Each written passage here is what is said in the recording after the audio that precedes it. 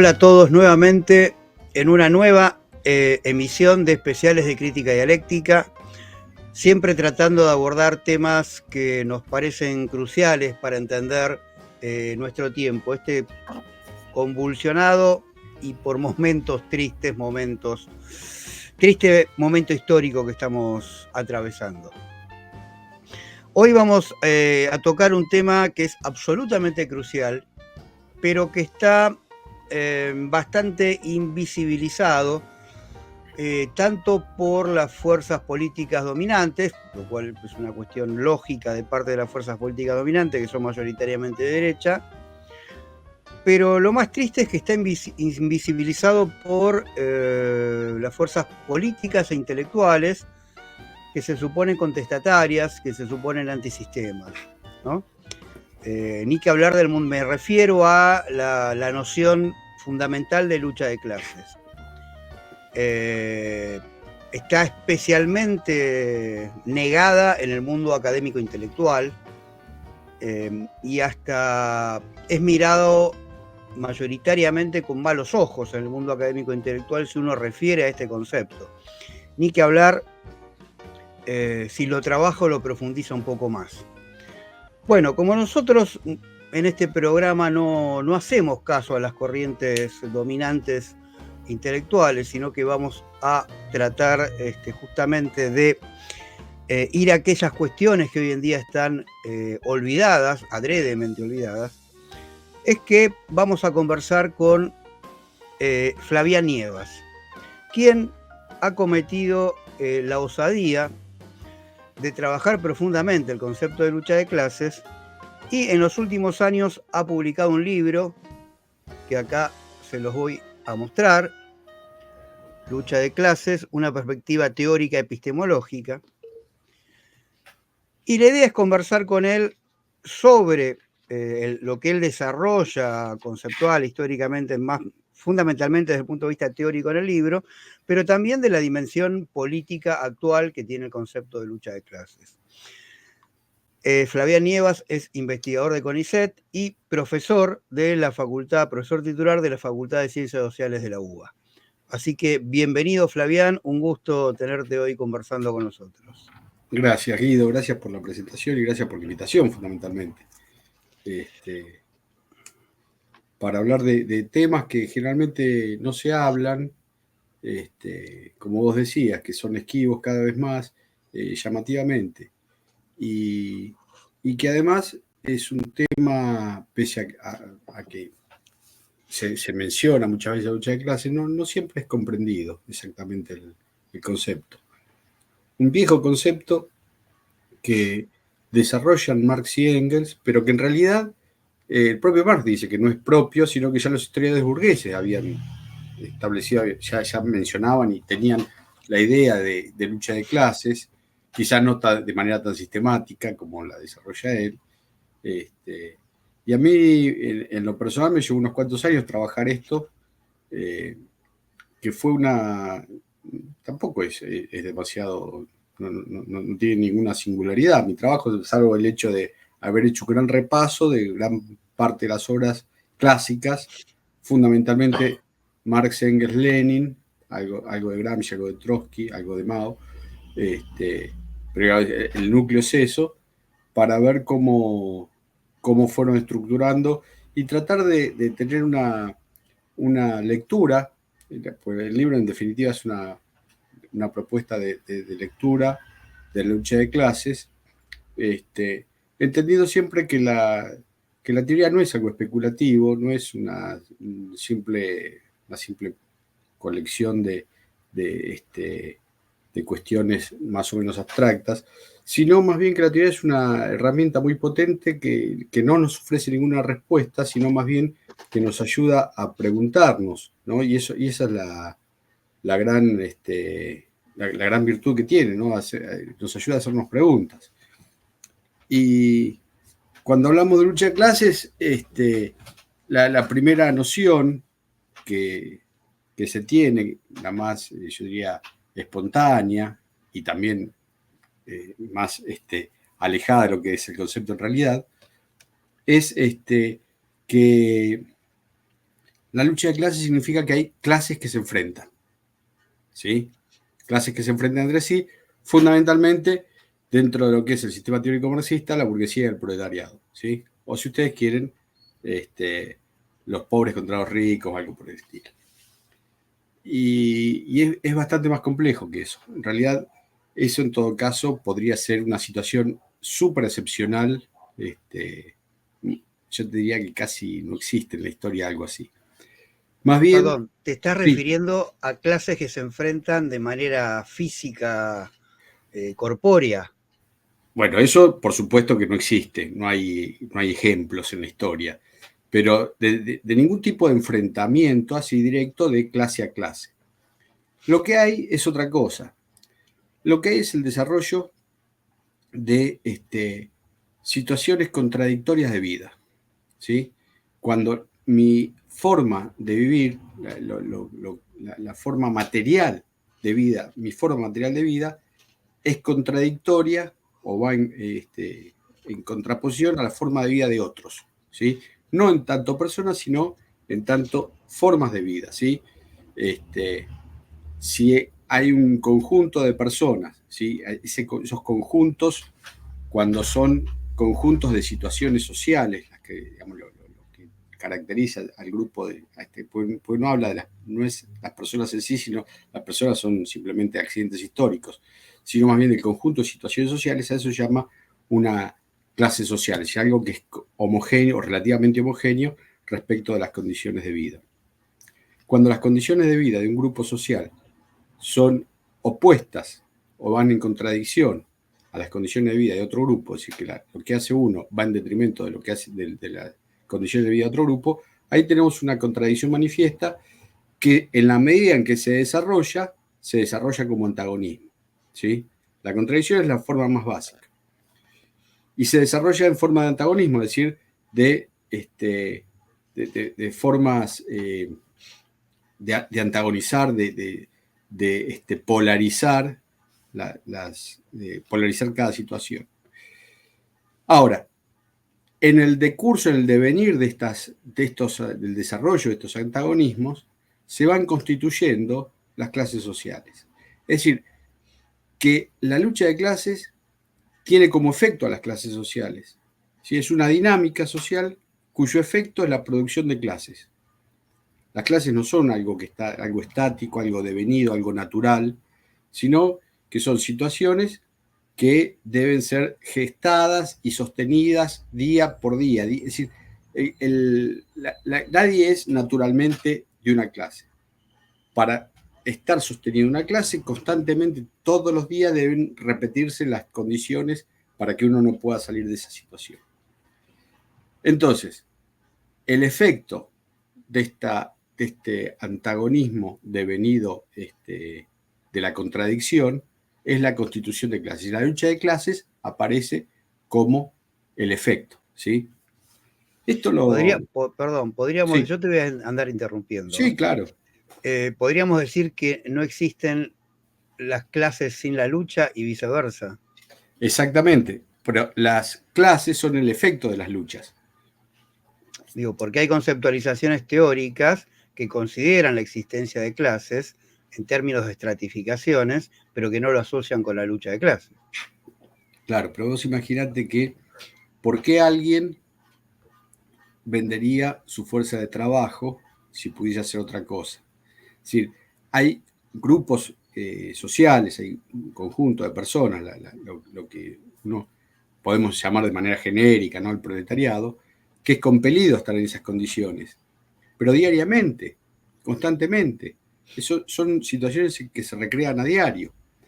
Nadie, sino, a ver si esto que mueva risa muchas veces esta cosa del emprendedurismo y todo eso, ¿no? Como si fuese una cuestión de que, bueno, alguien por su voluntad cambia las condiciones históricas de existencia. Entonces, bueno, sos cartonero, pues sos un boludo que no se te ocurrió otra cosa mejor que cartonear. Pero si en lugar de cartonero se fuese gerente de Coca-Cola, entonces tu vida sería mucho mejor. Lo cual es una completa estupidez, ¿no? Pero sin embargo, bueno, en las formas actuales, las matrices de pensamiento actuales, eso es algo que se suele repetir, digamos, esta forma de encarar las cuestiones. Entonces, si alguien es cartonero es porque todos los días está compelido a volver a esa situación. ¿Sí? Socialmente no te dejan salir de esa situación. Es decir, que la lucha es lo que te lleva a estar siempre en determinadas situaciones. Es la lucha porque esto es genérico, no es de una persona. Son esas contradicciones, ¿sí? Devenidas antagonismos, que van a constituir las clases. Ahora, las clases como algo dinámico, como algo que se renueva día a día. Hay una carta de Marx en la que dice, bueno, todo el mundo sabe, hasta un niño sabe, que si se pudiese el sueño anarquista de la huelga general, si realmente hubiese una huelga que nadie trabajara una determinada cantidad de tiempo, el capitalismo se derrumba. ¿Sí? El problema es que eso no ocurre nunca. La huelga general revolucionaria jamás ocurrió, ni ocurrirá. ¿Por qué? Porque, bueno, es parte de estos malos planteos. Digo, pues las situaciones reales, ¿sí? Tienen que ver, digamos, la teoría tiene que dar cuenta de la realidad, no de lo que a uno le gustaría, no de un programa político. Si uno puede postular un programa político, pero la teoría es otra cosa. La teoría es para tratar de entender lo que pasa en la realidad. Entonces después yo puedo tener mi vocación política, mi deseo, mi proyecto, que no tiene necesariamente que ver con la teoría. Sí tiene, digamos, la teoría para qué sirve, para orientarme en todo caso. Bien, entonces, cuando hablamos de lucha de clases estamos hablando de esta dinámica social constante, permanente. Bueno, Marx y Engels dice en el Manifiesto Comunista, la historia de la humanidad es la historia de la lucha de clases. ¿Por qué? Porque en realidad estamos hablando de la humanidad, si uno quisiera ser un poco más estricto, a partir de que existen excedentes, es decir, la humanidad a posteriori, esto que voy a decir, voy a hacerlo muy sintético, es para hablar largo también, es el tema de pasado la situación de comunismo primitivo, ¿sí? De las sociedades o las situaciones de casi recolección, ¿sí? Cazadores-recolectores, cuando aparece excedentes, y a partir del neolítico que aparecen excedentes, empieza una lucha por la apropiación de esos excedentes. Y hay grupos sociales que se especializan en determinadas tareas, fundamentalmente tareas militares y mágico-religiosas de gobierno, que viven del excedente que producen los demás. ¿Sí? Es decir, que unos producen para sí y para sostener a estos otros que viven de lo que producen estos primeros. A partir de ahí en adelante, lo que hay son condiciones antagónicas de existencia, es decir, ¿por qué? Porque los intereses de uno están en contraposición con los intereses del otro. Los intereses objetivos, no las ganas, los deseos, sino los intereses objetivos. Desde entonces en adelante lo que hay es un desarrollo de distintas maneras, distintas formas de lucha de clases, ¿sí? En esta dinámica que va a ir estructurando, en diferentes sistemas sociales o modos de producción, como decimos los marxistas. Ahora bien, el problema es que está bien, si la dinámica social es lucha de clases y todo es lucha de clases, entonces nada es lucha de clases. Es decir, no tendría el menor sentido teórico, porque hablar de lucha de clases es como hablar de respirar. Si no respirar no existís, o sea, no tendría ningún sentido, ninguna validez teórica. Pero ¿qué pasa? Acá es donde, acá sí aparece el cuño de Marx y Engels, cuando ellos lo que hacen, lo que dice Marx, dice, en realidad la lucha de clases no es una teoría que me corresponde, ya los historiadores burgueses han teorizado sobre esto, de lo que sí él se siente padre, se siente autor, se siente el que ha iluminado sobre el punto, es sobre la periodización, es decir, que la lucha de clases tiene distintas etapas, tiene distintos periodos. Un periodo liminar, ¿sí? Un periodo donde hay muy bajo desarrollo, muy bajo desarrollo de la lucha de clases, un periodo medio y un periodo de alto desarrollo de lucha de clases. Para lo cual, y acá si vos querés está un poco, que no es mi aporte, porque en realidad lo que yo hice fue ordenar distintas cosas que estaban por ahí desperdigadas, para lo cual hay diferentes aproximaciones categoriales, y las categorías van a usarse, van a funcionar de manera diferente según el momento de la lucha de clases que se desarrolla. Ahora bien, este desarrollo, estas etapas o estos estadios de la lucha de clases, son históricos, pero también son morfológicos. Esto es, son formas, ¿sí? Tiene que ver con una formalización, por lo tanto, si son formas, son reversibles. Es decir, si uno le quisiera asignar este número, el estadio 1 es el más bajo, el 2 es el intermedio, el 3 es el más alto. Puede pasar de 1, 2 y 3 a 3, 2, 1, ¿sí? A 1, 2, 1, 2, 3, 2, ¿sí? Digo, es como una especie de sub y baja, una suerte de serrucho que se desplaza en una línea de tiempo, es decir, en ese sentido es histórico, pero las formas, ¿sí? Las formas son, digamos, mantienen cierta similitud.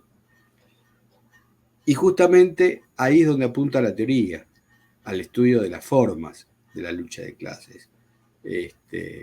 No del contenido histórico, el contenido histórico siempre es distinto, es original, ¿sí? Y ese sí que es irrepetible.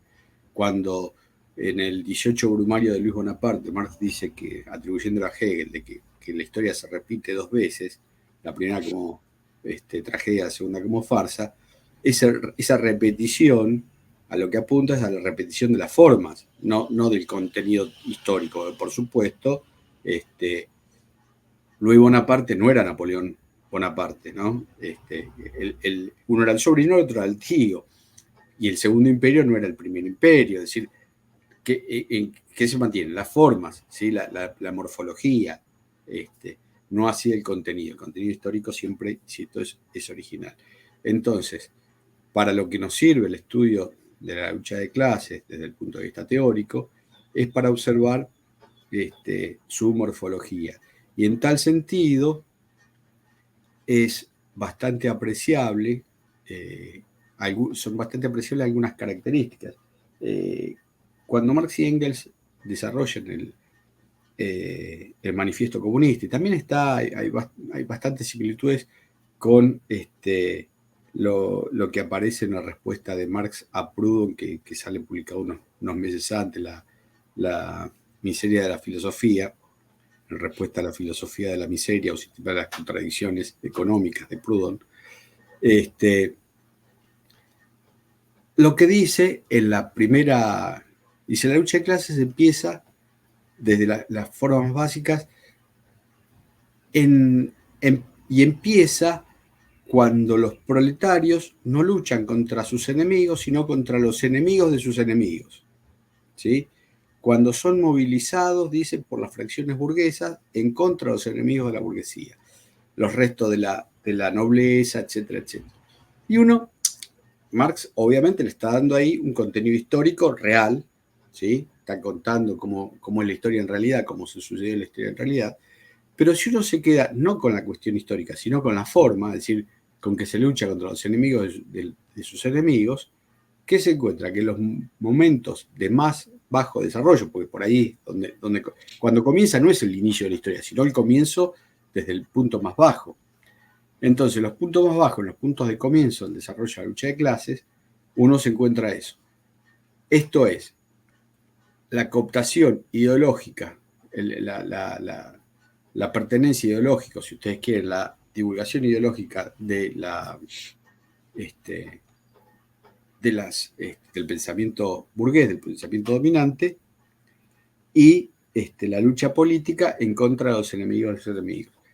Y eso es justamente lo que ocurre hoy. ¿Qué tenemos?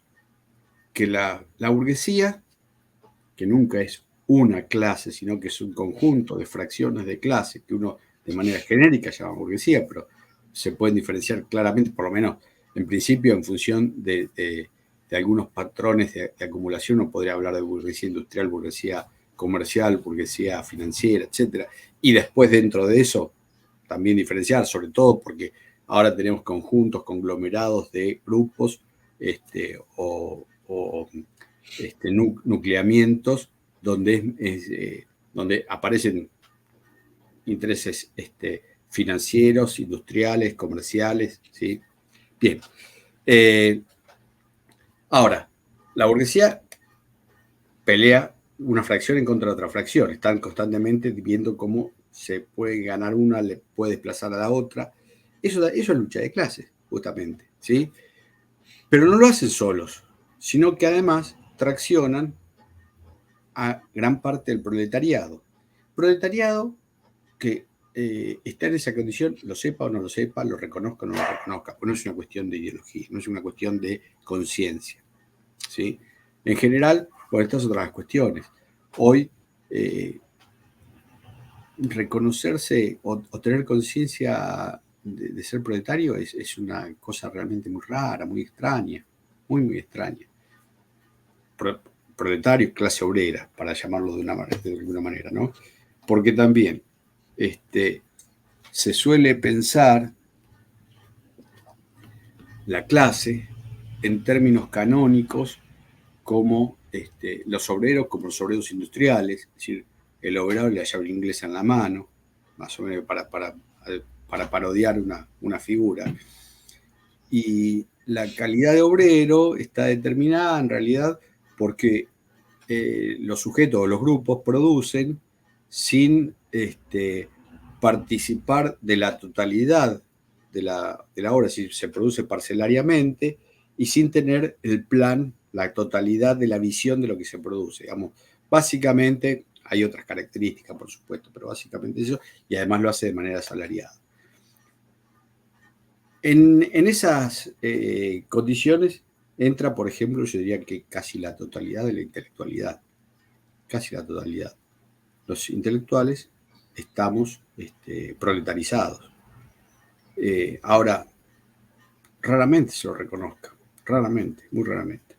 Que uno se reconozca como obrero, más bien se piensa que hay como una suerte de identificación identitaria que tiene que ver con la voluntad. Bueno, se considera de clase obrera porque simpatiza con la clase obrera, porque es de izquierda. Y no tiene nada que ver, porque uno puede ser, no es como ser hincha de Racing o ser hincha de River. Esto no tiene que ver con una adhesión a una figura, sino con condiciones objetivas. Por supuesto que el trabajo de un colectivero y el trabajo de un tornero es distinto que el trabajo que podemos desarrollar nosotros.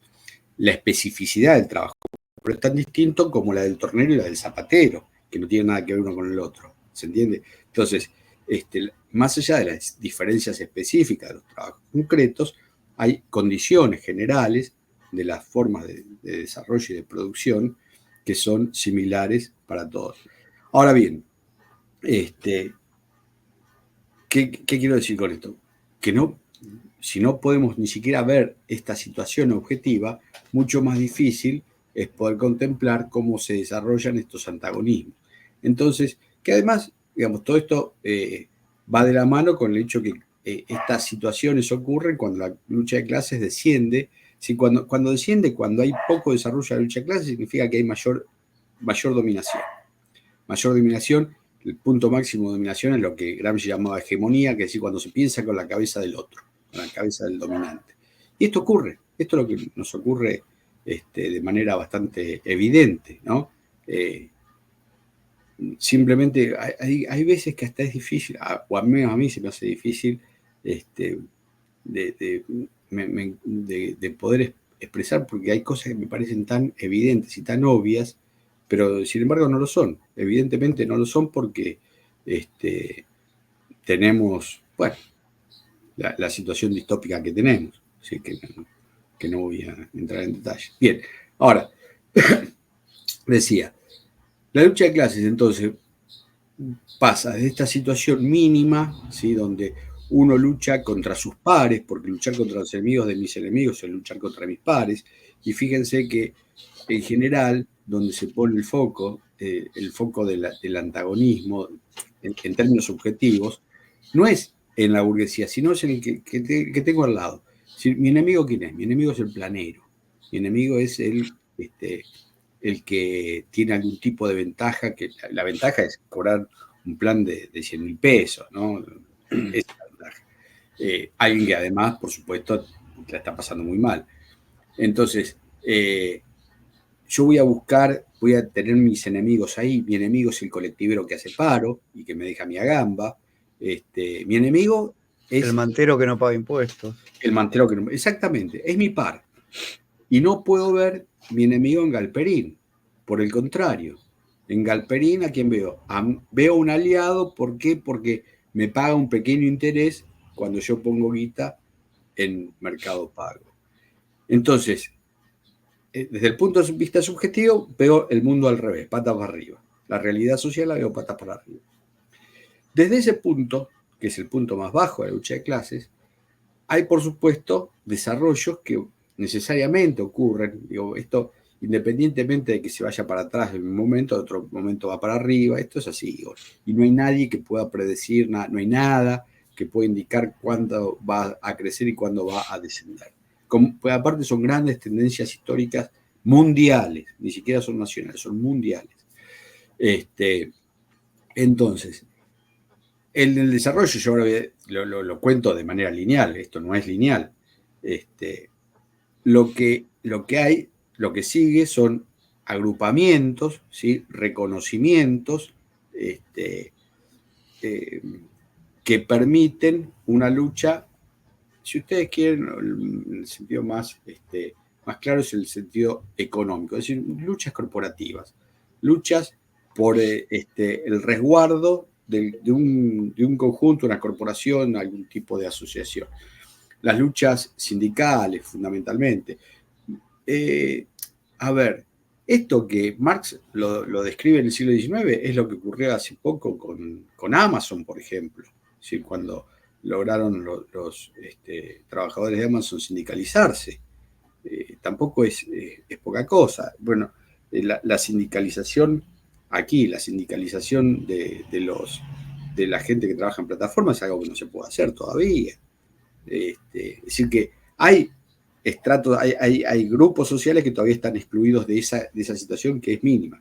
Hay otros que están formalmente incluidos, ¿sí? Hay digamos, una gran masa de trabajadores que están sindicalizados, pero bueno, la gran cantidad de trabajadores precarizados obviamente no tienen un grado de organización, de sindicalización, ni formal ni informal. Esto, en su momento, Marx esto lo desarrolla sobre todo en la miseria filosofía. Dice, los economistas burgueses no pueden entender cómo una lucha por sostenimiento del salario devienen organizaciones que conspiran contra el salario, porque esas organizaciones, para pertenecer a esas organizaciones hay que cotizar. Es decir, el tema de la cuota. Entonces, si uno cotiza, lo saca de su salario. Entonces, si yo voy a luchar por mi salario, resulta que para luchar por mi salario cotizo, es una contradicción. Eso es lo que piensan los economistas burgueses, sin advertir que en realidad hay una ruptura cualitativa, ¿sí? De quienes forman ese nuevo colectivo, en los cuales la pertenencia al colectivo vale más que la lucha inicial por el salario, ¿sí? Es decir, lo que prima ya no son relaciones que se pueden medir exclusivamente por lo económico, sino que hay relaciones, hay vínculos, hay relaciones sociales que son, digamos, que escapan a la lógica de la relación capitalista. Toda relación capitalista son relaciones mediadas por el dinero. Entonces aparecen relaciones de solidaridad muy estrechas, que no se pueden encontrar o no se pueden medir dinerariamente. Ese tipo de luchas devienen, y bueno, soy extremadamente sintético, pero podemos conversar, devienen en luchas de otro tipo, que ya no son económicas, sino son luchas políticas, es decir, cuando empieza a vislumbrarse el poder, la disputa de poder. Ahora bien, la lucha política tiene a su vez distintos momentos. hay momentos electorales, pero el poder no es ganar elecciones, ¿no? Hasta políticos burgueses como Cristina Kirchner dice, mire, ganar la elección te da un poquitito de poder, muy poquitito. Poder real pasa por otro lado. Y pasa no solo por apropiarse de la maquinaria del Estado, en el mejor de los casos, sino además por sostenerlo. Y eso necesariamente, antes o después, siempre lleva a un momento militar, un momento político-militar, ¿sí? Que a su vez Gramsci lo distingue, un momento político-militar de un momento técnico-militar, donde es puramente militar. Y ahí es donde se define. Ahí es donde se define la cuestión, ¿sí? Cosa que sabemos porque todo intento de revolución, es decir, de cambio, de salir del capitalismo, siempre lleva desde la Comuna de París en adelante, cualquier ejemplo es siempre un momento militar. Si toda revolución, decía Lenin, es una guerra. Se la quiera o no se la quiera, pues no es algo que se desarrolle voluntariamente. Perdón, es una cuestión muy sencilla. Quien tiene el poder no lo va a querer perder y va a apelar a todos los medios para defenderlo. Y si hay es algo, tan básico como esto, digamos. Tal cual, tal cual. Es decir, que una revolución nunca se hace con buenos modales, ¿no? Aunque se quiera. La elección la tenemos del otro lado de la cordillera, con Allende. ¿Sí? Él creía que se podía hacer mediante reformas. No, no es mediante reformas. Llega un momento donde tocaste algo que no están dispuestos a ceder. Entonces. Perdón, incluso Allende mismo terminó apelando a una defensa armada mínima, casi personal y de solo sus más allegados, porque otros en otras condiciones entregaron directamente el poder, digamos, sin ni siquiera luchar, digamos, ¿no? Hasta el propio Allende llegó a tener que asumir el momento militar, pero mínimo, ¿no? Tardíamente. Sí, por supuesto. Sí, en el caso chileno, cuando Fidel Castro visitó Santiago de Chile, el regalo protocolar fue una ametralladora. Le regaló una ametralladora UCI, que fue con la que murió Allende, empuriando la ametralladora que le había regalado Fidel Castro. Había un grupo del MIR, estaba el GAP, Grupo Amigos del Presidente, y estaba la tropita, que era el grupo militar que había armado el MIR, como una suerte de guardia personal, una guardia personal, que son quienes resisten en la moneda, en la Casa de la Moneda, hasta el final. Pero el MIR sí se daba cuenta que había que hacer una defensa militar, pero bueno, no logra desarrollarla. Allende, cuando se aviva ya demasiado tarde, por supuesto tenía la opción de retirarse. Ahí están los audios que le ofrecían a Allende irse, le ponían un avión a disposición para irse al país que quisiera, él y su familia, y la orden era que cuando esté en el aire hay que voltearlo, hay que voltear el avión. Así que no tenía salida, no iba a salir con vida nunca. Bien, volvamos a esto. Entonces decía, en ese desarrollo, desde los obreros que ni siquiera se reconocen como obreros, ¿sí? Preguntémosle a alguien que trabaja para plataformas, un muchacho que trabaja en Uber, en Rappi, a ver si se consideran obreros. Bueno, obviamente que no. Particularmente si trabaja en Uber y tiene auto, entonces cree que es clase media. Desde esa situación al momento militar, no solamente hay un desarrollo de la lucha de clases, sino que, digamos, de manera necesaria va a ir cambiando también la configuración del sujeto. No es el mismo sujeto. Puede ser la misma persona en términos de unidad biológica, ¿sí? Pero no es el mismo sujeto en términos sociales y en términos políticos. Y lo que va a cambiar es que de ser masas de maniobra, de fracción de la burguesía, se van a ir constituyendo en clase en la medida en que se empieza este autorreconocimiento, pero cuando se va desarrollando la lucha, La lucha, decía, las clases son el efecto de la lucha. Ahora, ¿cómo se organizan? Habíamos pensado en este momento más bajo de fracciones burguesas que disputan entre sí con aliados de los grupos proletarios, diferentes tipos de alianzas que van armando. Y esas configuraciones de fracciones burguesas, más pequeños sectores de la pequeña burguesía, más sectores proletarios, para hacer de manera esquemática, contra otro agrupamiento relativamente similar. Digo, hablo de dos, pueden ser más de dos, por supuesto. Esos se llaman fuerzas sociales. ¿Sí? Son fuerzas sociales que se articulan en función de los enfrentamientos. Entonces, por ejemplo, cuando no sé, se establece una minera a cielo abierto, ¿sí? Se moviliza una población en contra de eso. Ahí vamos a encontrar fracciones muy distintas, muy diversas, que se articulan en contra de la minera. Y la minera, que no es una empresa, sino que es ese sector burgués más los trabajadores de la minera, que son proletarios, que obviamente están a favor de su fuente de trabajo, más allá que contamine, y dicen, mira, hermano, yo necesito morfar, ¿sí? Sectores pequeños burgueses que apoyan eso. Es decir, vamos a ver cómo se articulan dos grupos que se enfrentan entre sí por ese tema. Pero por otro tema, vamos a tener otras alianzas diferentes y otras fuerzas sociales diferentes que pueden funcionar de manera simultánea. Uno no está en una sola fuerza social, uno puede participar de más de una fuerza social, incluso contradictorias. Incluso contradictorias. ¿Por qué? Porque actúa en diferentes frentes. Ahora bien, lo importante de una fuerza social es quién la conduce y hacia dónde va, no quienes participan. El carácter social no está por quién participa.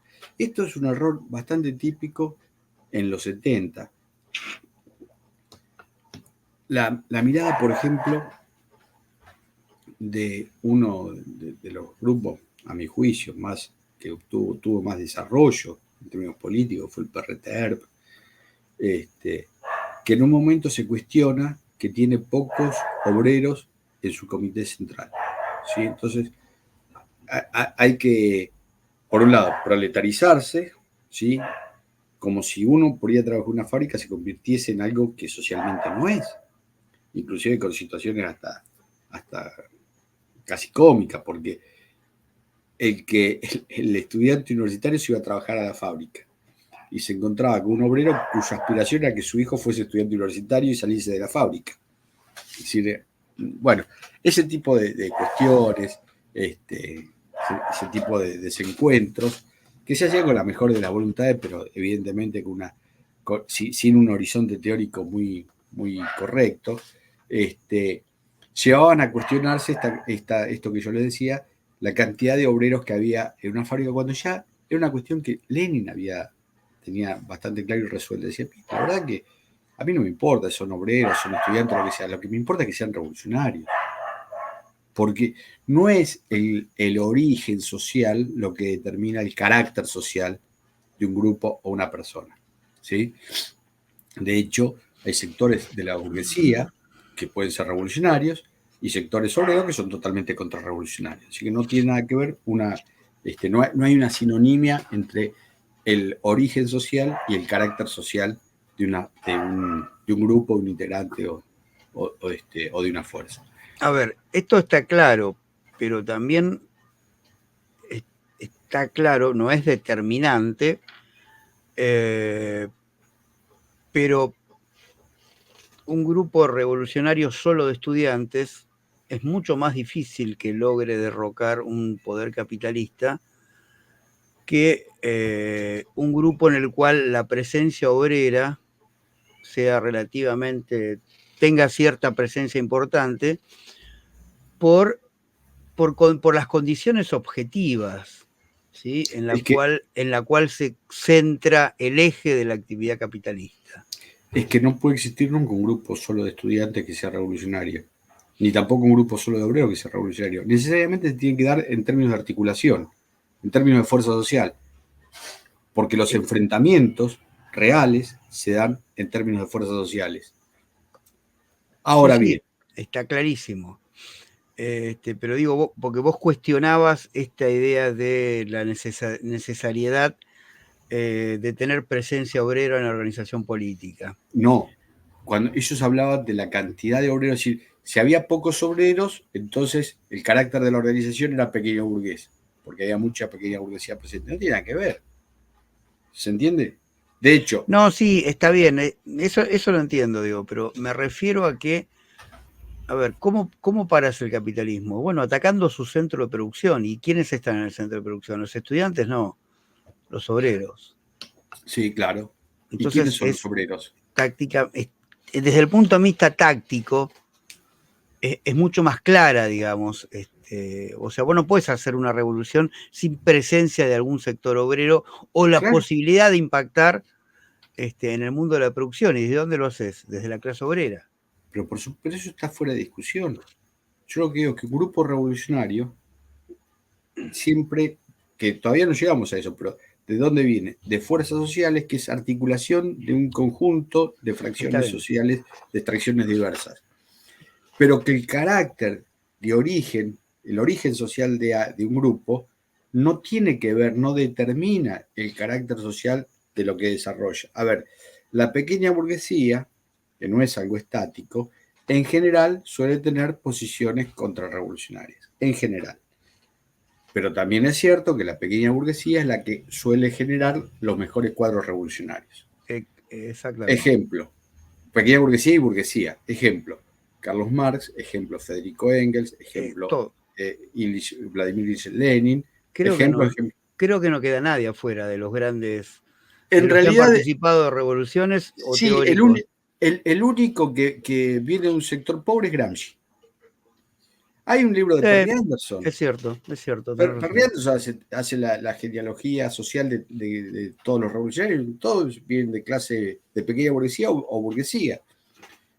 Pero ahora, no es su Es que origen yo creo, social. no, hay una cuestión elemental, tenés que tener tiempo para poder pensar, Bueno, el tema del eh, conocimiento indirecto que hablaba Lenin. o sea, en ¿Por qué la general, clase en obrera general el no puede, obrero, claro, por no qué tiene no puede tiempo. desarrollar una conciencia revolucionaria? Nunca, porque no tiene condiciones, no solamente tiempo, no tiene condiciones.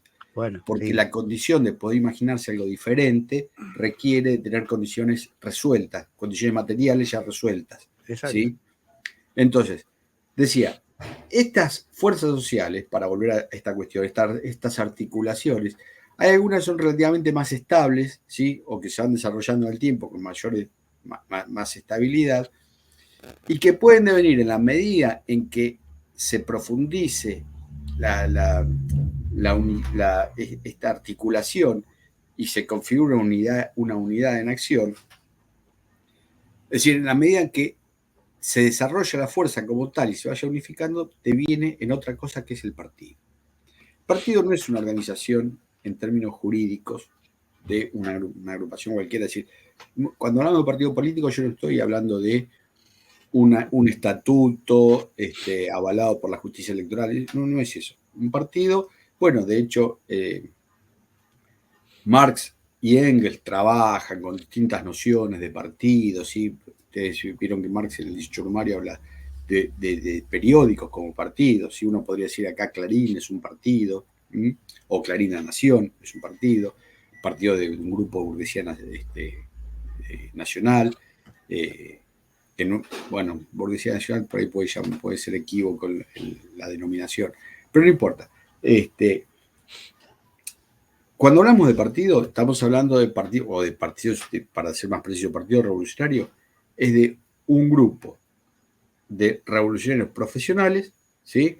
Así que tienen como centro de su actividad el desarrollo de una revolución, que es ni más ni menos que desarrollar, desde un pequeño núcleo de poder, desarrollar una nueva estructuración. Ahora, cuando estamos en un partido, ya se disolvieron completamente todos los orígenes de clase, porque son irrelevantes. Es tan irrelevante como el lugar donde nació cada uno. Si uno nació en Capital Federal o nació en la provincia de Santa Fe. No tiene ninguna relevancia. ¿Sí? Bueno, ¿por qué? Porque es revolucionario o contrarrevolucionario. Porque además en los momentos de que asciende la lucha de clase llega a ese nivel de desarrollo, ya no hay posibilidad, cada vez es más restringida las posibilidades de lugares indeterminados a lugares intermedios. Se polariza, la sociedad se polariza. Entonces, o estás en un lado o estás en el otro. Independientemente de las ganas que tenga de estar en uno o en otro lado. Porque de vuelta, no se pregunte, estamos tratando de hacer una descripción de los desarrollos objetivos, no de lo que a uno le parece, lo que uno tiene ganas. Entonces, queda englobado en alguno de estos sectores. De hecho, muy buena parte de los desaparecidos son gente que estaba en la fuerza revolucionaria sin saberlo. Entonces, los padres que reclamaban, pero si mi hijo o mi hija era alfabetizador, era un educador popular, no estaba con la guerrilla, no importa, estaba en esa fuerza, ¿sí? Y por eso los aniquilaban. Es impresionante como el poder económico militar de ese momento sí eso lo tenía claro. Pero absolutamente. ¿Quién estaba de cada lado? Ojo, le llevó mucho tiempo tenerlo claro, le llevó tiempo. Es muy importante, muy interesante la lectura de Mi testimonio de Lanuse, porque Lanuse va relatando los problemas, es decir, cómo desde el Cordobazo, en el Cordobazo estaban totalmente desorientados, porque Caballero, que era el gobernador de Córdoba, decía en una carta, dice, pero escúcheme, los estudiantes son recibidos, son hijos de familias burguesas, usa esa palabra, de familias burguesas. Dice, y en los barrios burgueses, los barrios acomodados le daban, cobijaban a los revoltosos, a los obreros revoltosos, es decir, unas cosas que no entendían qué carajo pasaba. Si no podían concebir en función de que trataban de unir origen de clase con posición política, y lo que se estaba articulando era una fuerza de otras características, ¿sí? Bueno, componer los mapas políticos sociales que permitieron después con los años el exterminio fue una tarea de envergadura, ¿sí? No fue una cosa de un día para otro. Ahora, lo supieron hacer. Lo mismo hay que hacer de este otro lado, ¿sí? Tratar de entender estas cosas. Ahora les decía, cuando llegamos a una situación revolucionaria, lo que tenemos es un grupo revolucionario y otro contrarrevolucionario, dos fuerzas, la fuerza revolucionaria y la fuerza contrarrevolucionaria. No así en las etapas previas. Entonces, no se puede pensar, es inadecuado, o está desde el punto de vista teórico mal planteado, pensar el momento revolucionario en términos de clase.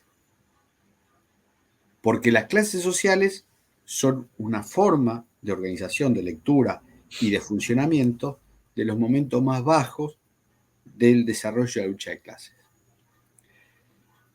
Esas clases sociales no es que dejan de existir, sino que después se desarrollan en fuerzas sociales. Se van convirtiendo, se van estructurando las distintas fracciones, se articulan en fuerzas sociales.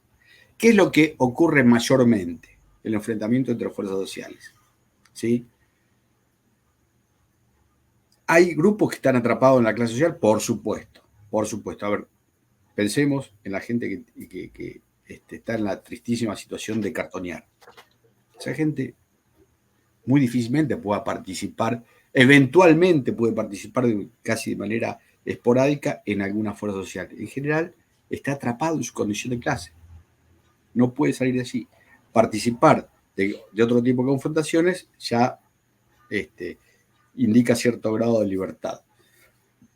Ahora bien, las fuerzas sociales no son fuerzas políticas, devienen con su desarrollo en fuerzas políticas que son revolucionarias y contrarrevolucionarias.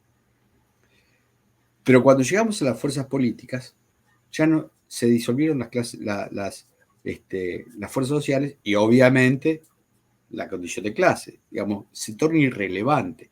Entonces pensar las fuerzas políticas en términos de clase está, digamos, es inconsistente desde el punto de vista teórico. Pensar en una fuerza revolucionaria proletaria es un contrasentido, o si ustedes quieren, es un sinsentido. ¿Sí? La fuerza revolucionaria es revolucionaria, no es ni proletaria, ni burguesa, ni nada. ¿Sí? Podemos hablar en términos de burguesía proletaria en situación de reproducción social. Bien, esta inadecuación, que insisto, las categorías no es que desaparecen, sino que sirven para determinado momento, para determinado nivel de desarrollo de la lucha de clases. Uno las adecua a un punto, a un momento de la lucha de clases. No sirven para todo y para siempre. Esta adecuación se va desarrollando también en otros términos. Es decir, y acá aparece si ustedes quieren, una dificultad. Digamos, o un escaso desarrollo teórico desde el punto de vista de Marx y Engels, que por supuesto no, lo que ellos escribieron no es la Biblia, ¿no? No es algo que es incuestionable, sino que, bueno, hizo un gran desarrollo y montones de cosas que le quedan por desarrollar. Entonces, cuando ellos hablan de fuerza social, en general lo hablan en términos de fuerza social productiva. Fuerza social productiva que aplica a la noción de la lucha de clases en baja. Fuerza social política es la lucha de clases en alza. Porque además hay una cuestión, a mi juicio, muy importante, que no es lo mismo pasar por un determinado punto morfológico, es decir, una determinada forma en ascenso, que por la misma forma en descenso, cuando la lucha va en descenso. Para decirlo con un ejemplo histórico más concreto, bueno, es bastante habitual encontrar, sobre todo desde el trotskismo, que se meritúa como un momento muy importante las luchas obreras, las coordinadoras obreras del año 75, ¿sí? Que fueron realmente manifestaciones colosales. Sin embargo, las luchas del 75 son luchas defensivas. Se producen como respuesta, o si ustedes quieren, como reacción a lo que fue la licuación del 50% del salario de un día para el otro, ¿sí? Con la gran devaluación, lo que se llamó el Rodrigazo. Entonces, claro, una actitud defensiva, una gran movilización, pero no es lo mismo que una movilización ofensiva, como lo fue el Cordobazo, cuando se pedía más, ¿sí? Las movilizaciones, por ejemplo, que hay ahora en la universidad, en el sistema universitario, son movilizaciones defensivas. ¿Qué se está pidiendo? No nos quiten lo que tenemos. Nos está pidiendo, queremos más, queremos avanzar, queremos desarrollar. Entonces, cuando algo es defensivo, no tiene el mismo carácter de cuando algo es ofensivo. Es decir, mirá, che, salió 1 millón de personas a la calle, o 2 millones, no importa cuánto, entonces mi ley está en peligro. No, mi ley está avanzando, nos estamos defendiendo, ¿sí? Lo que prevé, sí. El problema universitario, la manifestación universitaria de estos tiempos es absolutamente defensiva, pero además es absoluta y terriblemente sectorial. ¿Sí? Sí, claro. Suelen serlo, digamos, pero en estos momentos a mí me llama poderosamente la atención cómo los sectores que piensan no pueden ver más de su propio ombligo, digamos, ¿no? Sí. Poco antes había ocurrido el veto a las jubilaciones. No pasó nada. Y no pasó absolutamente nada. Y los sectores universitarios ni siquiera fueron capaces, cuando largaron su movilización por el veto a sus intereses, de reivindicar y de unir de levantar aquella lucha. Vamos juntos, ¿no? Bueno, eso habla de la condición, de la situación, en los términos que vos lo planteás, ascendente y descendente, absolutamente descendente, justamente, del momento revolucionario o de cambio en el que estamos. Claro, porque cuando la lucha está en un momento descendente, la tendencia es a la fragmentación, a la atomización, ¿no? Y en ese sentido, ¿qué es lo que prima? La diferenciación. Y vos fíjate que no es casual que uno de los temas que aparecen con mucha o con cierto énfasis, por lo menos en algunos grupos relativamente ilustrados, es el tema de las diversidades. Algo que parece realmente, no sé, eso es casi absurdo, porque si no hay mayor diversidad que la que hubo siempre. Digo, cada persona es singular, todos somos sujetos únicos, siempre hubo diversidades. Ahora, ¿resaltamos la diversidad o resaltamos lo que tenemos en común? ¿Qué es lo que miramos? ¿Qué es lo que valoramos? Porque si es lo que tenemos en... Acá el tema está en si tenemos capacidad de construir situaciones igualitarias. Es decir, una cosa es que nos consideremos todos miembros de un conjunto llamado humanidad, y otra cosa es que veamos cuán diferentes somos unos de otros. Porque en tal caso vamos a llegar a la singularidad, ¿sí? A que cada uno es incompatible con otro, porque mira, vos y yo somos distintos, ¿sí?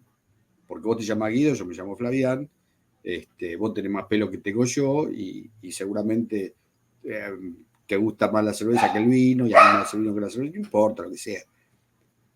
Entonces, si nos vamos, y se pone mucho énfasis en eso, y además los sectores, fundamentalmente la pequeña burguesía ilustrada, le pone una gran carga valorativa a eso, ¿sí? A la corrección. Son formas tremendamente esterilizantes desde el punto de vista político, ¿sí? Yo digo, y seguramente va a haber gente que no le guste lo que yo digo, pero una de las mayores inoculaciones contra la revolución es el feminismo actual. Es tremendo cómo ha esterilizado, cómo esteriliza, cómo rompe, cómo cuando digo feminismo me refiero a un conjunto muy amplio, seguramente te hablan de los feminismos, porque además esa capacidad de correrse, ¿no? De decir, mira, no es todo lo mismo, somos todos distintos. Bueno, justamente eso es de lo que estoy hablando, ¿no? De esta permanente diferenciación que va en contra de lo que se intenta en los momentos de alza, que es de la homogeneización, es decir, ver qué es lo que tenemos en común, ver cuáles son las cuestiones que nos igualan, que nos equiparan, ¿sí? Vos fíjate que hay una cosa que generalmente no se valora. El mayor individualismo genera una mayor debilidad. Y cuando somos más débiles respecto de quién? Fundamentalmente del poder, y ese poder institucionalmente se representa en el Estado. Es decir, lo digo porque acá hay, sobre todo esto ya autodenominado, este neofascismo berreta, ¿no? Que se quiere llamar libertario. Libertarios serán otros, ¿no? Yo no uso ese término porque los libertarios lo dejo para Severino Di Giovanni, gente en serio, no estos mamarrachos. Pero esta idea de que mayor libertad para con un Estado más... No, es un Estado más fuerte. Sí, es un Estado más fuerte.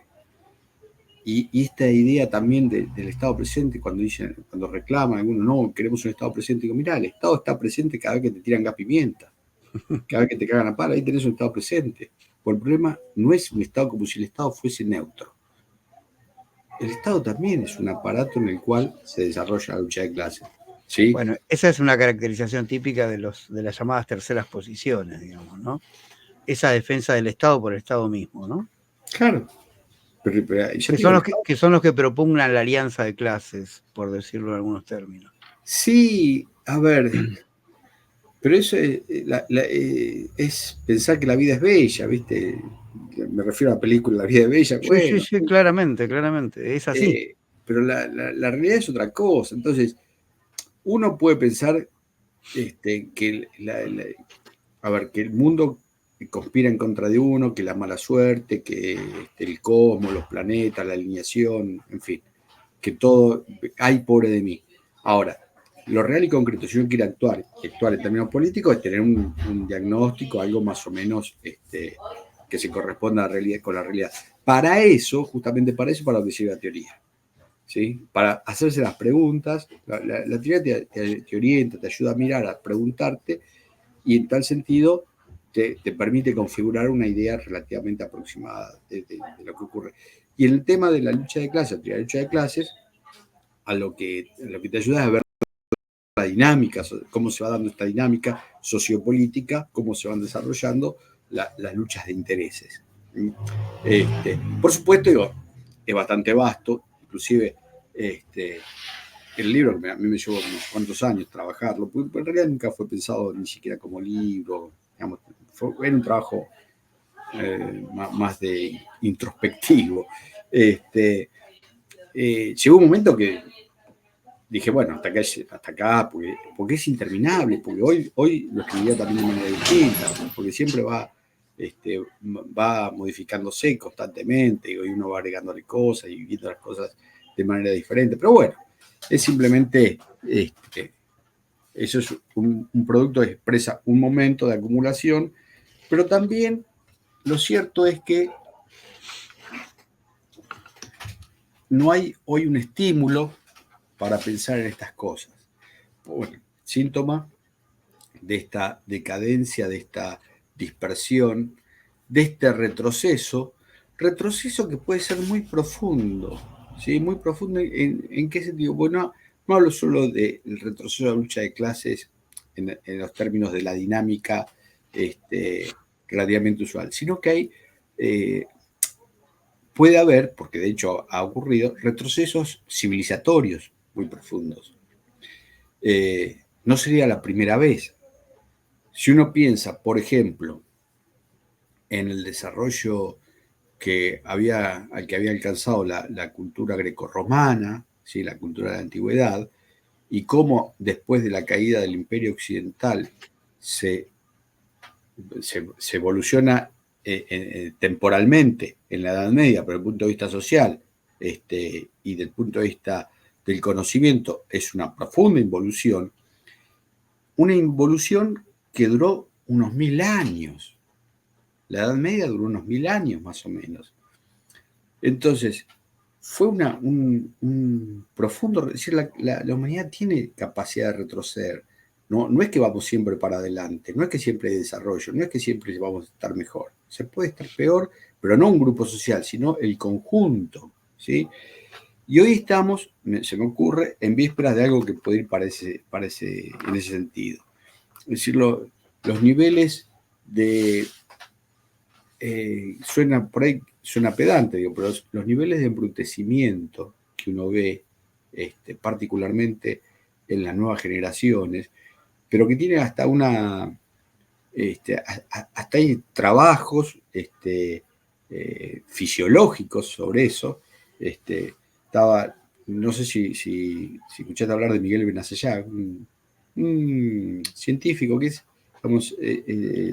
es neurocientífico, qué sé yo, psicoanalista, fue militante del PRTERP en su momento, estuvo preso, cuando lo liberaron se estableció en Francia, y trabaja sobre el cerebro y el efecto que tienen los nuevos dispositivos electrónicos, las pantallas, todo eso sobre el cerebro, y cómo se van atrofiando regiones del cerebro que se dejan de usar, simplemente.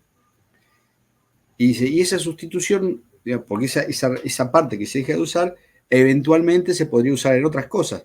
Pero dice, esas sustituciones son de muchas generaciones, llevan mucho tiempo, pueden llevar hasta 1000 años, que una región del cerebro que se especializaba en algo, se especialice esa misma región en otra cosa.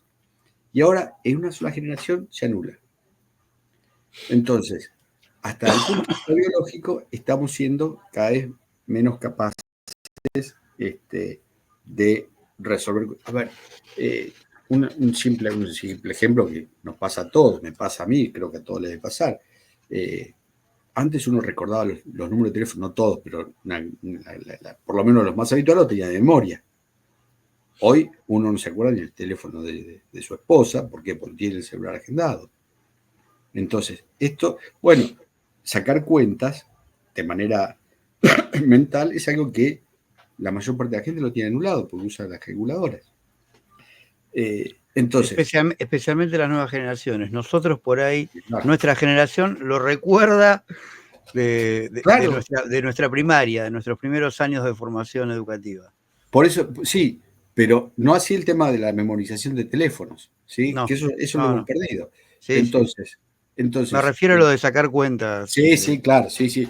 Bueno, pero digo, a ver, las nuevas generaciones tienen mucha dificultad para desarrollar el hábito de la lectura de textos largos, que no es lo mismo que no leer, porque los pibes jóvenes leen y mucho, pero leen textos cortos, claro, leen en el celular. No es lo mismo que leer que desarrolle un argumento en 40 páginas o en 600 páginas. Exacto. Entonces, para eso que es lo que desarrolla la capacidad de abstracción, requiere de una de un ejercicio, de una cuestión de voluntad, de un centramiento de la atención. Hoy hay una cuestión con la dispersión, ¿sí? Que nos cuesta centrarnos. Por supuesto, más a los jóvenes que a los que somos más viejos. Entonces, si uno no se puede concentrar, malamente puede desarrollar, seguir el desarrollo argumental de un texto largo. Y eso, en definitiva, conspira contra la capacidad de abstracción. Es decir, el problema del embrutecimiento de grandes capas, ¿sí? Y que no tiene que ver con la situación económica exclusivamente. Por supuesto, si además estás comprometido con decir, si vos tenés que luchar por tu sustento cotidiano, si tu preocupación es que vas a comer mañana o que vas a comer hoy a la noche, entonces ahí sí, es más complicado todavía.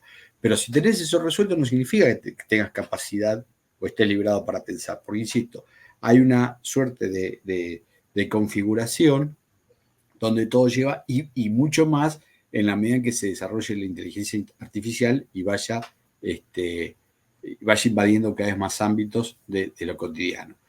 Entonces, no es una buena perspectiva, no tenemos una buena perspectiva, ¿sí?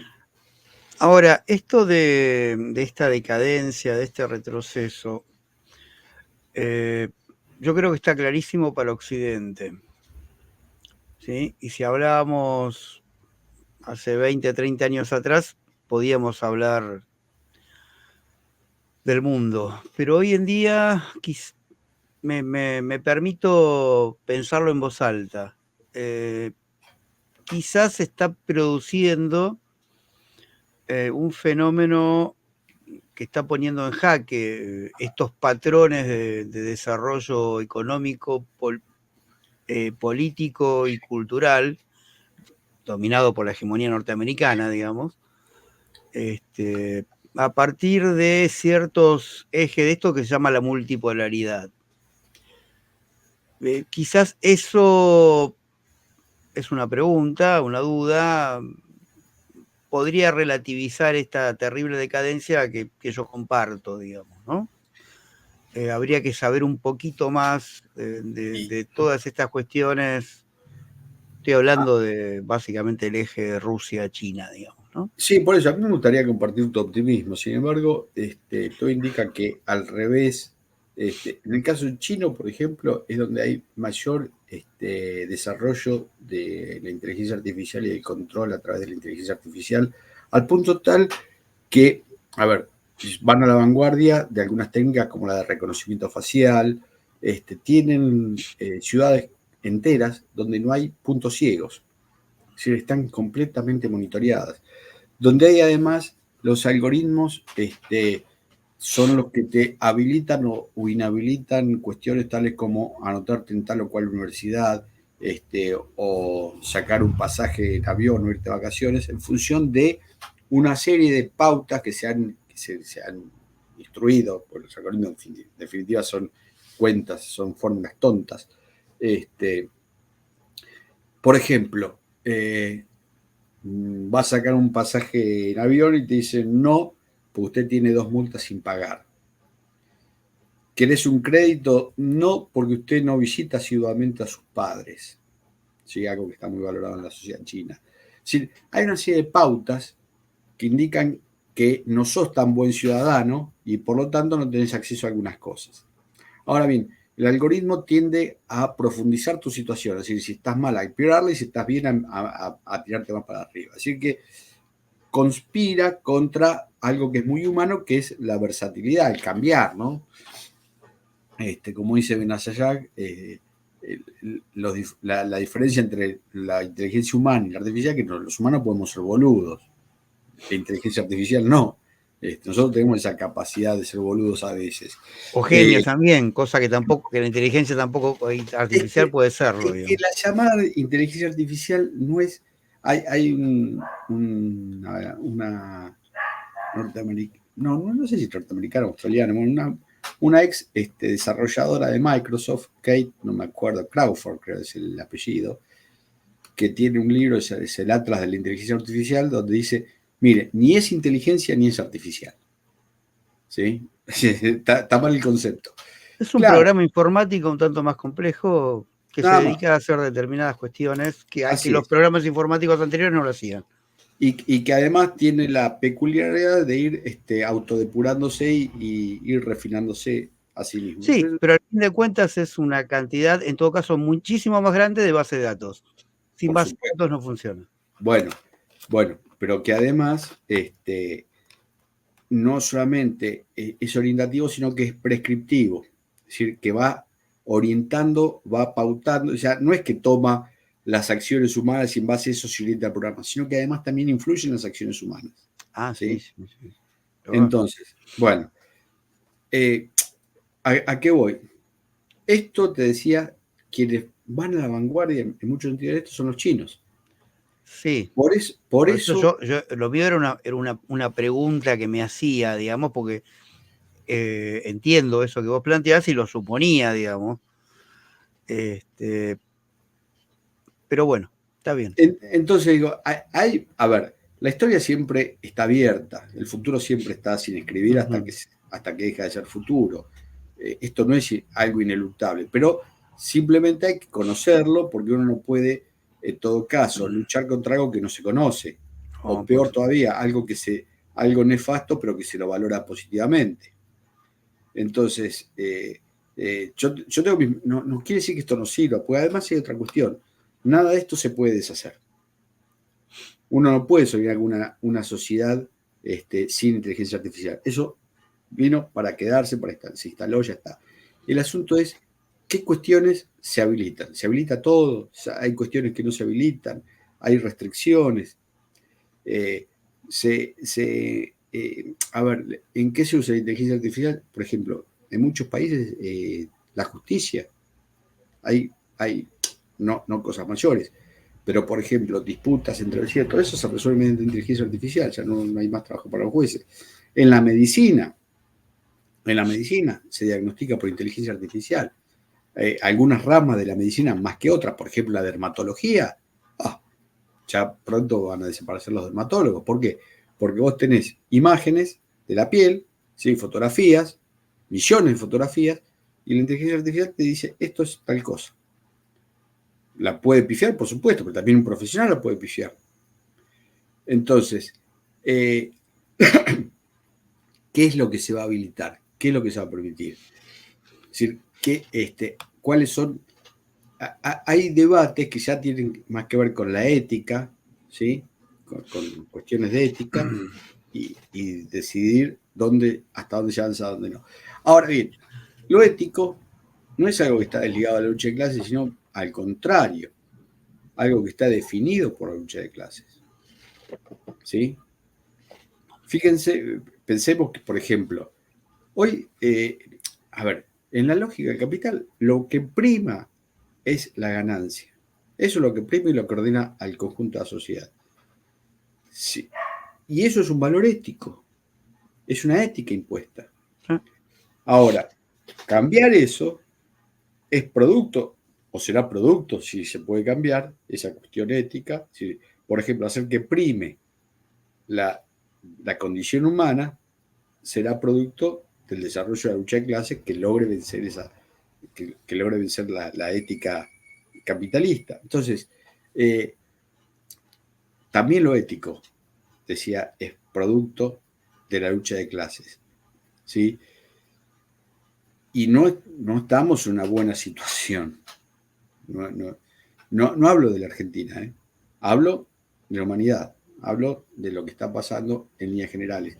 Estamos asistiendo, por supuesto, a un momento de transformación muy profundo que uno de manera superficial lo puede ver en la cuestión de la tecnología y efectivamente hay una base tecnológica, hay un trasfondo tecnológico en todo esto, pero las transformaciones más profundas son en orden social, ¿sí?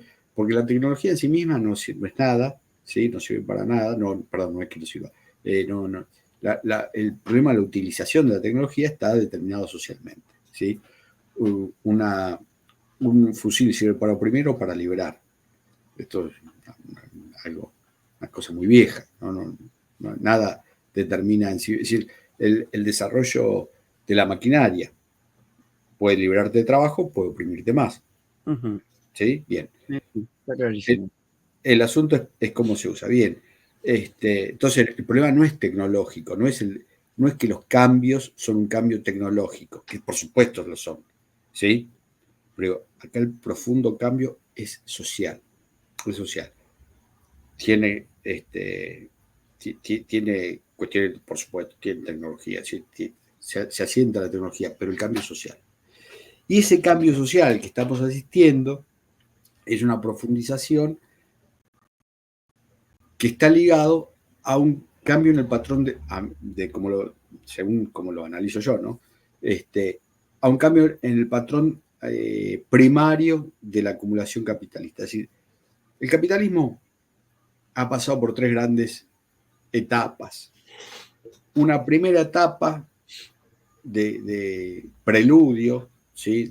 Que depende de dónde y cuándo, pero podemos decir, bueno, en Occidente, desde el siglo XIII en adelante, más o menos, se va desarrollando lo que se conoce, o algunas escuelas o corrientes conocen como el capitalismo comercial, ¿sí? El desarrollo del capital comercial, que no es el capitalismo pleno, porque se desarrolla todavía sobre estructuras de modo de producción precapitalistas, ¿sí? Pero es la acumulación del capital más rudimentario, originario. Ahora bien, el capitalismo industrial, que es lo que sustituye, lo que cambia, sí, hay capital antes del capitalismo, por supuesto, es este capital comercial, ¿sí? Capitalismo comercial, ¿por qué? Porque lo que prima, lo que imprime la lógica o la dinámica social es el intercambio mercantil, pero no la producción, ¿sí? Cada uno produce como produce. El capital se va articulando en función del intercambio. Cuando aparece el capitalismo industrial hacia el siglo XVI, fundamentalmente en Inglaterra, luego en toda Europa, ¿sí? La dinámica social está impuesta por la producción, ya no por el comercio. Pero por supuesto que existe el comercio y en ese momento y antes y después. Durante el momento del capitalismo mercantil, hay capital industrial, claro, hay industria, por supuesto, hay producción. Y también hay finanzas, claro, sí, sí. Siglo XII ya tenemos, hay las primeras instituciones bancarias. Con el capitalismo industrial hay capital comercial y capital financiero, por supuesto, claro, hay bancos, ¿sí? Ahora bien, el capitalismo industrial empieza a ser sustituido por el capital financiero. ¿Sí? El primer inicio lo ve Hilferding, lo ve Lenin cuando hablan del imperialismo. El imperialismo es una primera forma, primaria, que todavía tiene connotaciones políticas. Ahora, el capital financiero empieza a dispararse en el último tercio del siglo XX, del siglo pasado. Y a partir de la caída de la Unión Soviética es como que empieza, ya se disloca y se dispara totalmente. El capital financiero va mucho más allá de la producción. Ya no hay una riqueza producida, sino que hay, bueno, lo que Marx teorizaba como capital ficticio, ¿no? Es decir, cuando la ganancia ya no se refleja en dinero, a ver, ya es puramente contable, ¿sí? Con una velocidad que tiende a infinito, cada vez más rápido, más acelerado, y justamente en lo que se asienta actualmente es a partir del desarrollo de Internet, donde los tiempos tienden a ser cero, ¿sí?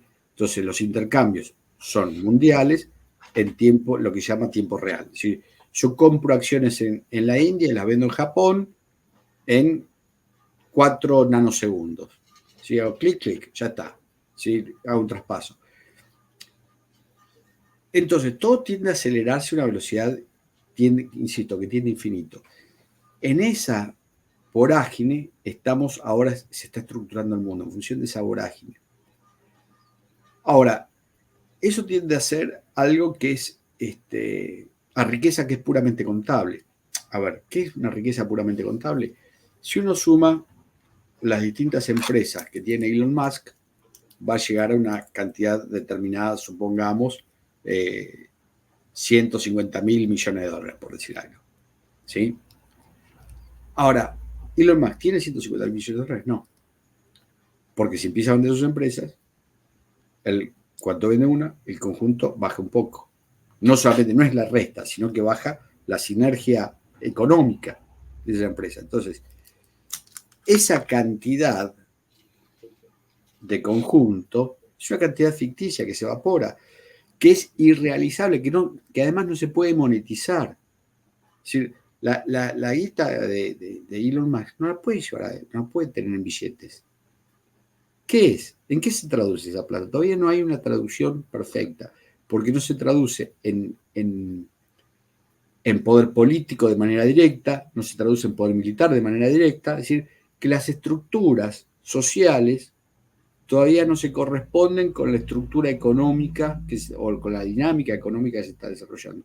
Justamente estamos en esa transición, que vaya a saber uno cuánto va a durar, pero supongo que estaré bien muerto para cuando esto tienda a estabilizarse. ¿Qué pasa? Tenemos un poder económico que difiere del poder político, ¿sí? Entonces, empieza a haber algunas formas transicionales, los llamados paraísos fiscales, por ejemplo, ¿sí? El tema de que la no tributación de los megamillonarios que no tributan, ya digamos, se evaden al sistema fiscal, pero no como una transgresión, sino simplemente decir, mira, decía alguien que se metió a estudiar estos temas, que dice, a partir de determinado nivel de riqueza, ellos se consideran que escapan a la tributación. Es decir, que ya soy lo suficientemente rico como para pagar impuestos, ya no tengo que pagar impuestos, ya tengo mucha plata. ¿Sí? Es decir, hay una lógica diferente. Por eso es que cuando temas en los cuales la gran mayor parte de la humanidad está muy apartado, muy alejado de estas cosas, pero ¿en qué están pensando estos hipermillonarios? ¿Cuáles son sus preocupaciones? Una de sus preocupaciones, por ejemplo, encontrar un exoplaneta al cual se puedan rajar cuando este planeta es inhabitable, porque es lo que se prevé, que la Tierra va a ser inhabitable. Entonces, la película No mires el cielo, no mires el cielo, no me acuerdo cómo era. Algo así. Sí, bueno, justamente habla sobre eso, es decir, la idea que hay algunos que inclusive hasta hay una suerte de interna, digamos, hay dos posiciones, una es, nos rajamos, somos lo suficientemente ricos como para irnos a otro planeta, y los que dicen, no, hay que sacar gente de la Tierra y nosotros los ricos nos tenemos que quedar en la Tierra. ¿Sí? No miren arriba. No miren arriba, ahí está. Y la otra cosa que se plantea, que inclusive hasta hay filósofos que se dedican a esto, es hablar de la amortalidad, que no es lo mismo que la inmortalidad. La amortalidad sería vencer la necesidad biológica y natural de morirse. Lo que no significa que seas inmortal, porque si te dan un palazo en la cabeza te morís igual, ¿sí? Pero no te morirías por vejez. Por esto está pensando esta gente, digo, para que tengamos una dimensión de cuán distintas son las condiciones de existencia. ¿Sí? Bien, ahora, la totalidad de todas estas cosas está determinada por el nivel de desarrollo de la lucha de clase. ¿Sí? Inclusive hasta esto que parece como locuras o ciencia ficción, bueno, también eso es posible o imposible de acuerdo al desarrollo del nivel de la lucha de clase. Que existan los más, que exista Bezos, que exista Bill Gates, tiene que ver con el desarrollo de la lucha de clase. De la lucha revolucionaria, y a eso te quería preguntar. Toda tu exposición, y obviamente vos te manejás con los clásicos del marxismo, pero yo me permito la posibilidad de un debate. Esto de desarrollo de lucha de clases ascendente o descendente, más lucha de clases en estos momentos, menor lucha de clases. En realidad, podríamos pensar que en realidad la lucha de clases es permanente, independientemente de cuál de los sectores esté llevando la delantera y hacia dónde y hacia qué condiciones y qué situaciones se dirige esa sociedad en base a los sectores que van ganando en esa lucha. Yo diría que a lo que vos te estás refiriendo como síntesis de todos los autores que vos nombraste, sería el ascenso o el descenso de la lucha revolucionaria, de la lucha por el cambio respecto de una sociedad diferente a la sociedad capitalista. Ahora, se entiende que lo que digo que no es exactamente lo mismo una lucha revolucionaria que la lucha de clases. Por supuesto. La lucha revolucionaria es un aspecto de la lucha, es cuando la lucha de clases se desarrolla en sentido revolucionario. Cuando involuciona, no es que desaparece la lucha de clases, lo que hay es una lucha predominantemente contrarrevolucionaria. Pero bueno, sí, está bien, pero no es que la lucha de clases toma otro sentido, en todo Claro, caso. En los momentos actuales, creo que Milei lo que hace, a diferencia del resto de la derecha, es hacer mucho más visible esa lucha de clase y ya no tener tantos tapujos en decir, si bien siempre desde el lado del poder constituido, siempre se lo maquilla, ¿sí? Para poder engañar a la población y tenerla, como vos decías, para que las clases dominadas terminen siendo aliadas de las clases dominantes. Pero Milei, a mi forma de ver, no sé qué pensás vos, es el que más lo ha mostrado directamente, esto de la lucha de clases en favor de la clase capitalista dominante, digamos, ¿no? En realidad, En términos de, por ejemplo, eliminar mucha de la corrección política que sí podía tener el macrismo. pero en realidad lo muestra más para quien lo puede ver. Pues este es el problema. Este es el problema. Quien no lo puede ver, vos Sí, fíjate. está claro, A siempre ver, es a así. ver, a ver. Hay gente que te dice, estoy mal, pero confío, el ajuste había que Sí, hacerlo. sí, Entonces sí, confío no, que todo no, vaya. Pero sí, hermano, está vos te bien. estás cagando de hambre. Sí, pero el ajuste había que hacerlo. ¿Y por qué había que hacerlo? A ver, la vez pasada estaban comentando un trabajador de plataforma, así de pedido ya o de Rappi, que hablaba de sí mismo contando que no tenía cobertura social, que tenía que laburar los días de lluvia, los días de frío, el horario, sin horario, que nadie se hace responsable, no tiene ningún tipo de cobertura, bueno, toda una mierda. Entonces, después, sí, Perdón, ese trabajador que ya era capaz de tomar conciencia de todos esos problemas, no creo que sea lo habitual en los pará, no, trabajadores no, de no, no, no, plataforma. pará. Porque No, pero ya, después de escribir todo eso, sí, sí, decían, sí, che, ¿vos te gustaría tener un laburo formal? No, no, ya sé, yo quiero esto, sí, porque esto me permite desarrollarme. sí, sí, sí.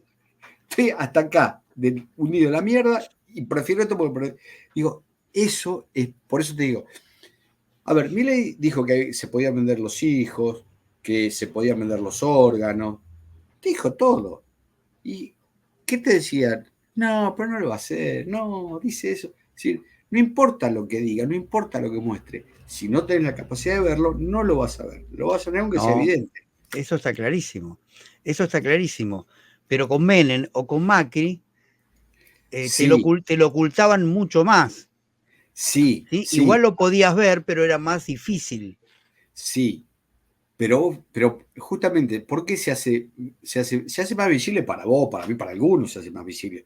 Para otros sigue siendo igual de opaco, igual de opaco. Está bien, pero está bien, es cierto, pero se hace más visible para algún sector, ponele. Sí, Pero a lo que me refiero es que eso muestra justamente el nivel de retroceso en términos de la lucha revolucionaria, de la lucha de un cambio anticapitalista.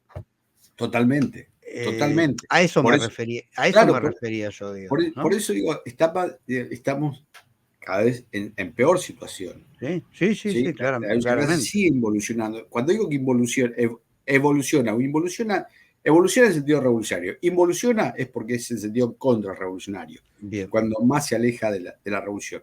Entendiendo, por revolución el cambio de sistema es decir, la ruptura del capitalismo. Y hoy pareciera que es casi imposible, inclusive imaginarse una sociedad no capitalista, una sociedad postcapitalista, una sociedad comunista. ¿Sí? No, de hecho, los términos socialistas y comunistas están tomados de manera absolutamente peyorativas. Sí, sí. ¿Sí? No los puedes usar. Bueno. La innominación habla del nivel de censura, ¿sí? Que hay. Censura en el sentido mental, ¿no? Porque... Sí. Autocensura. Uh-huh. Otra cosa, Sí. hablaste de las diversidades y cuando hablaste de fuerzas sociales, yo siempre pienso, digo, y está vinculado con lo de las diversidades. De hecho, un programa de los primeros de especial de crítica dialéctica, hablamos de la debacle de las izquierdas, que tenía que ver con esto a lo que te quiero referir. El concepto fuerza social es un concepto bastante poco utilizado, incluso en los medios intelectuales académicos en las últimas décadas, pero ha aparecido algo que te pregunto a vos qué nivel de parentesco podría tener, ya me imagino la respuesta, que es el de movimiento social. No quiero adelantar mi posición, digo, ¿y por qué movimiento social con diversidades? Porque claramente en el desarrollo de la idea, de la idea y del proceso mismo de movimiento social, se ha terminado porque, bueno, los movimientos sociales tenían demandas absolutamente sectoriales,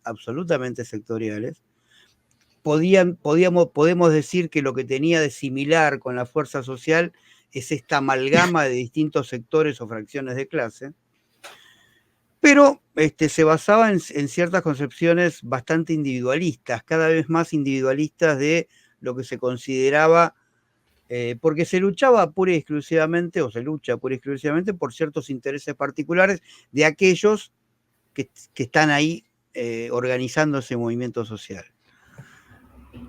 Esto de la diversidad claramente remite, como vos dijiste, a parámetros cada vez más individualistas. Y yo quisiera agregar, además, que la cuestión de las diversidades no es solo una cuestión de corrección política, sino también es la imposición de una nueva verdad. Y si vos no aceptás esa nueva verdad, vas a ser castigado. Sí, hay ¿Sí? más oscurantismo. Cosa que, o sea, es un nivel más perverso y más grave de lo que se daba en los movimientos sociales. Ahora, la pregunta sí. es, ¿tiene algo que ver o no tiene nada que ver con vos con el concepto de fuerza social? Sí, a ver, para hacer una genealogía, movimientos sociales empieza a ser utilizado por Alain Touraine, que había estado en Chile, y lo usa como un sustituto en contra del concepto de clase social. ¿sí? Sí. Básicamente, cuando se habla de movimientos sociales, para no hablar de clases sociales, pese a lo cual, recurrentemente, para explicar un movimiento social, se lo explica en función de términos fracciones de clases. Es decir, movimiento social es una alianza de fracciones de clases, es decir, una fuerza social. Un movimiento social es una fuerza social, siempre. Con determinadas características que se le pueden adosar, como, bueno, cierta estabilidad en cuanto a lo temático, pero son fuerzas sociales. Pero, ahora, en la medida en que eso se va degradando... Perdón. Fuerza social abreva básicamente en el materialismo histórico, claro, y movimiento social abreva en las teorías individualistas. Claro. ¿No? Sí, pero digo, hacen referencia a un mismo constructo real, ¿sí? Sí, aunque exacto. Teóricamente está armado de diferente manera, o de diferentes lugares. Ahora, en la medida que se va degradando, y en la medida que decae la lucha de clases, y por lo tanto ya ni siquiera son fracciones que se van uniendo, sino que son individualidades, entonces aparece esta cosa de las diversidades. Y peor aún, no solo las diversidades, sino además las diversidades como algo, ¿cómo diría? Sacramental, ¿sí? Como algo que no se puede ni discutir, ni... Digo, y acá aparece la cuestión oscurantista. Yo me acuerdo cuando en los años 70, Foucault, cuando publica el tomo 1 de la historia de la sexualidad, el capítulo 1 es Nosotros los victorianos, que uno debería releerlo, porque justamente hay una hipersexualización, ¿sí? Que cuando hablamos de sexualización estamos hablando de individualismo, ¿sí? Pues no hay nada más variado que la sexualidad, ¿sí? Por lo tanto, digamos, la sexualidad siempre fue algo del ámbito privado y ahora pasa a ser del ámbito público-político, ¿sí? Y a partir de entonces hay una primacía del sujeto, y vuelvo a usar a Foucault, el individuo como mera ficción ideológica. No hay nada más ideológico que la idea, la noción de individuo, porque nosotros, si bien cada unidad biológica, cada uno de nosotros tiene una existencia real, también es cierto que no podemos tener esa existencia si no es por medio social. O sea, somos sujetos necesariamente sociales, aún desde el punto de vista biológico. No tenemos capacidad de supervivencia individual. Necesitamos, para sobrevivir, para existir, necesitamos hacerlo socialmente. Entonces, esta construcción de la idea de individuo, del individualismo, es una ficción ideológica. Ideológicamente somos individuos, pero existencialmente somos miembros de un colectivo, de una comunidad. ¿Sí? Somos parte de un colectivo, somos sujetos sociales. No podemos existir fuera del grupo. Entonces, ¿por qué nos catalogamos? ¿Por qué solamente vemos ese aspecto, el aspecto en el cual somos distintos, sino todo lo que somos comunes, que además es la condición de existencia? Porque la condición de existencia no es la individualidad, sino es el colectivo. Bueno, es una cuestión ideológica. Son cuestiones ideológicas, son ficciones que se nos van imponiendo, pero que además se ponen, cuando se impone, tiene el carácter de evidente. Entonces parece evidente que somos individuos. ¿Sí? O generalmente a la mayor parte le parece evidente. A mí me parece evidente lo contrario, pero bueno, estamos en excelsa minoría, quien lo vemos de otra manera. Así que, bueno, es expresión de este retroceso, de este debilitamiento, de este alejamiento, inclusive te decía, digamos, del carácter civilizatorio, ¿sí? Vamos perdiendo civilización. Y no es ninguna casualidad que las fuerzas políticas social-liberales estén usando esto de las diversidades para imponerlo y para desparramarlo por todos lados. Digo, Partido Demócrata, y digo como ejemplo la Open Society de George Soros. Bueno, ¿Sí? La estrategia de trabajo de la Open Society tiene que ver, sus temas son estos temas de las diversidades. Pero, a ver, todo lo que Entonces, ha sido impuesto que el trotskismo adhiera y ponga esto por encima de cualquier reivindicación de clase, la verdad que es algo que yo no puedo terminar de entenderlo. Pero mirá, bueno, sí, en parte sí, porque... Pero digo, ha sido política de Estado, ha sido impulsado por agencias multilaterales. Nada de lo que venga de esos lugares puede ser liberador. Exacto. La última que te quiero hacer, pues ya estamos en una hora y media pasadita. Sí. De alguna manera creo que se ha contestado, pero no estaría mal hacer referencia explícita.